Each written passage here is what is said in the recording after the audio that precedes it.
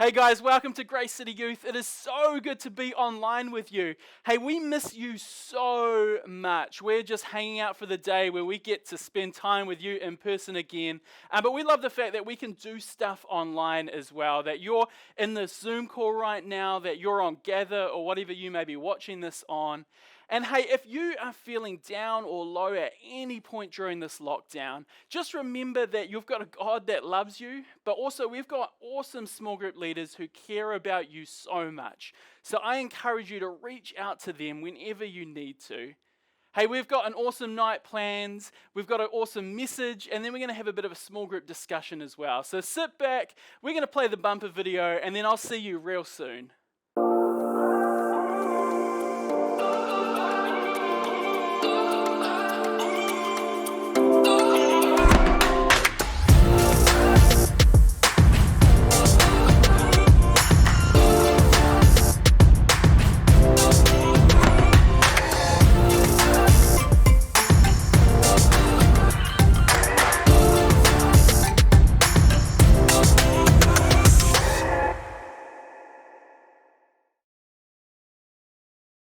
I love me a good prank. I like to think about myself being someone similar to Jim from The Office.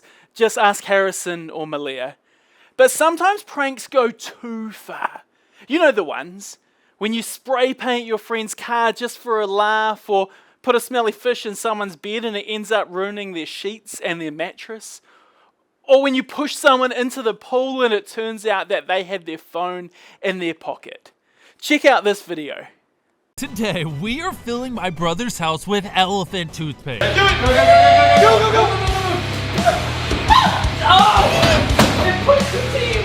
Leave you guys alone for like 2 minutes! It's your fault! You left us alone! We need supervision at all times! Don't try this at home.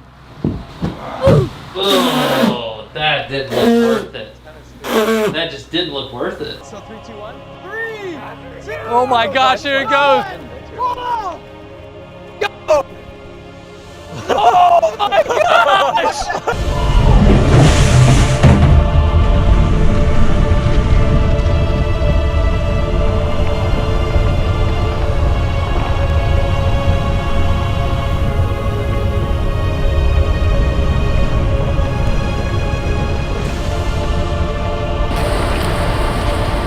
We were filling your house with elephant toothpaste waiting for you to come home. Oh yeah, should we throw a rock through this front window? Hey, open it. CJ! Okay. You go.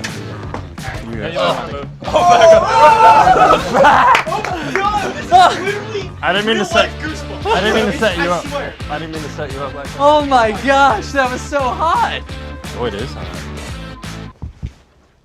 Oh! Whoa, that's steamy! Hey, let me in. Go! Oh.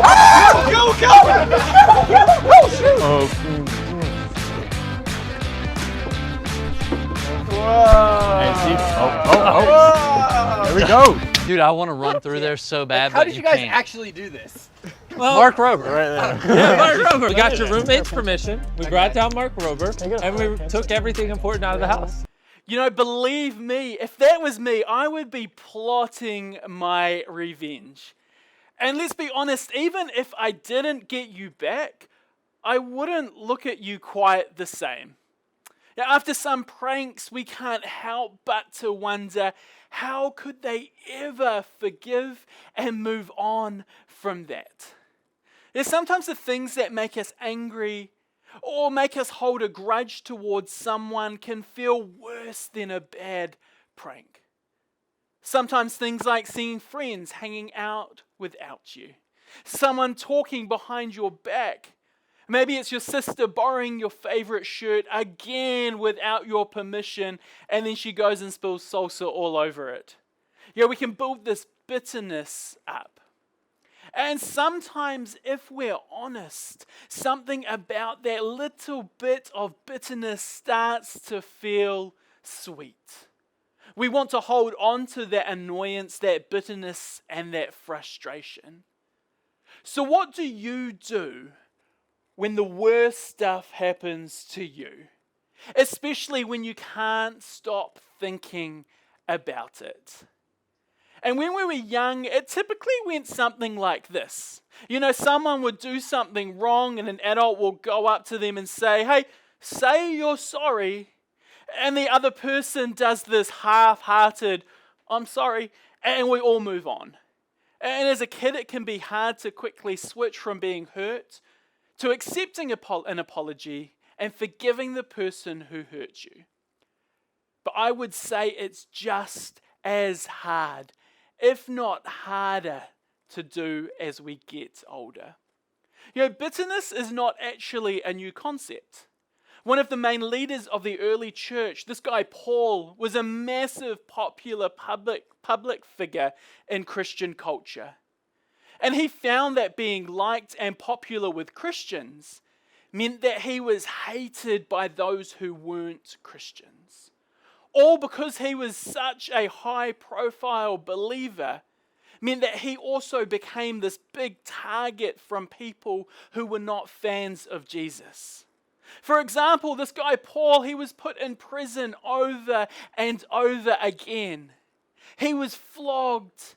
He was beaten with rocks. And this is the kind of fame that you and I generally don't want. But what Paul says about bitterness is actually the opposite of what we would expect. Paul wrote this letter to this church in Thessalonica.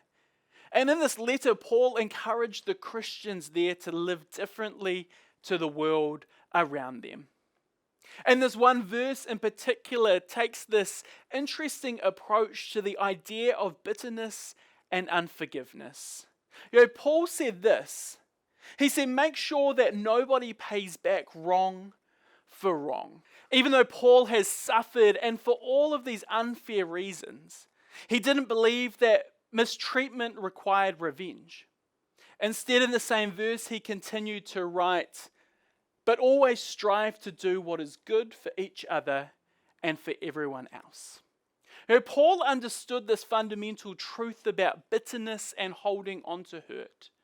And that truth is this: the more you hold onto a grudge, the more it holds onto you.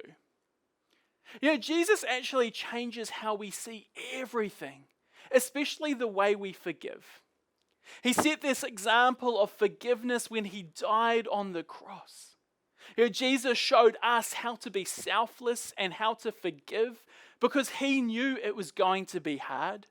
He knew we would want to pay back wrong for wrong and to hold on to bitterness and hurt. But Jesus wants us to forgive for our sake, not just for the sake of other people. And if you're wondering if you're holding on to bitterness and resentment, I want you to ask yourself these questions. Ask yourself, do you have arguments with someone in your head? You know, those internal conversations where you basically tell them what's up. Or are you giving a close friend or family member the silent treatment? Do you leave passive-aggressive comments on someone's Instagram pics? Or screenshot and send them to other friends with nasty comments? Or do you think about ways that you could pay someone back for what they did, even if it was 6 months ago?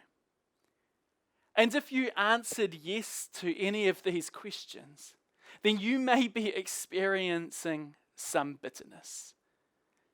And I realize that for some of you, you might be stuck in real pain. Some of you might be hurt deeply by the people you care about. And that makes things complicated. But I can promise you this, that the way you can find freedom from the anger and resentment is to forgive the other person even if they don't deserve it. Even if they're not sorry. Because that's what forgiveness really means. It's to give it before someone else is sorry or deserves anything. You know, forgiveness is this conscious decision to let go of someone's debt to us and not expecting them to make up for it. You know, I know it sounds like a lot, but here are 2 steps that you can take to get freedom from bitterness and resentment. You know, the first step that you can take is to acknowledge your feelings. Yeah, it's okay to be hurt, angry, sad, or disappointment.